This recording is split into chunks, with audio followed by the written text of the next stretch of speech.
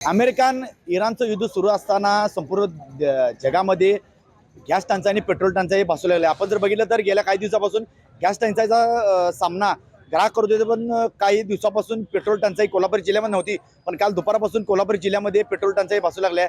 आपण जर बघितलं तर इचलकरंजी शहरामध्ये काल संध्याकाळपर्यंत सुद्धा पेट्रोल व्यवस्थित पंपावर मिळत होतं, पण सोशल मीडियावर अफवा पसरल्यानंतर पेट्रोल कमी झालेत. त्यामुळे शहरातील काही पेट्रोल पंप बंद आहेत, काही पेट्रोल पंप चालू आहेत. आपण जर बघितलं तर इचलकरंजी शहरातील पेट्रोल भरण्यासाठी ग्राहकांनी मोठी गर्दी केली. आपण जर बघितलं तर लांबच लांब रांगा आता पाहायला मिळत आहेत. जिथं काही ग्राहक पेट्रोल 100 रुपयाचं टाकत होते, आता टाकी फुल पेट्रोल पंप गेल्या भीतीनं वालेल्या आहेत. काही असा मेसेज भरला की संपूर्ण देशामध्ये पुन्हा लॉकडाऊन लागते की काय, असा प्रश्न निर्माण झाल्यामुळे सगळेजण आता पेट्रोल भरण्यासाठी मोठ्या रांगा लावल्या आहेत. जर गॅस टंचाई सामना करत असताना त्याचबरोबर आता पेट्रोल टंचाईचा सामना बघायला आला. इचलकरंजी शहरामध्ये जर बघायला गेलं तर 20 ते 25 पेट्रोल पंप आहेत.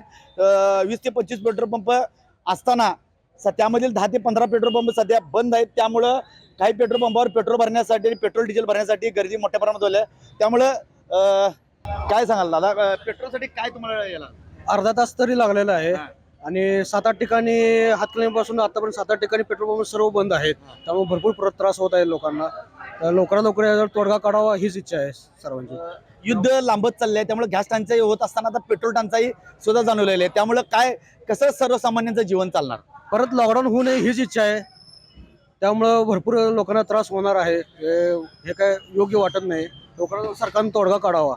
आपण जर बघितलं तर पेट्रोल भरण्यासाठी अर्धा तास लागला. काय सांगाल दादा, काय त्रासात तुम्ही चाललाय? आता उन्हातून आलेला आम्ही तरी पेट्रोल मिळणार आणि ऑनलाईन घेणार उलट त्याच्यापेक्षा. आता रोग कुठला द्यायचे पैसे असं चाललेलं आहे. मग काय करायचं याला? परत लॉकडाऊन होणार आहे काय?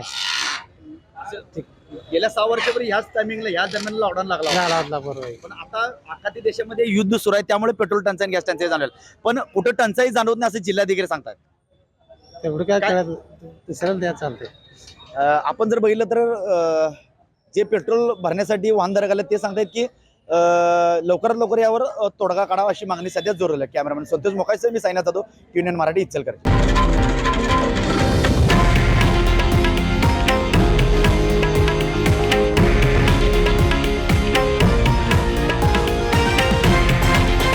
हे आहे देशातील नंबर 1 न्यूज नेटवर्क आणि आपण पाहत आहात TV9 मराठी, एकमेव.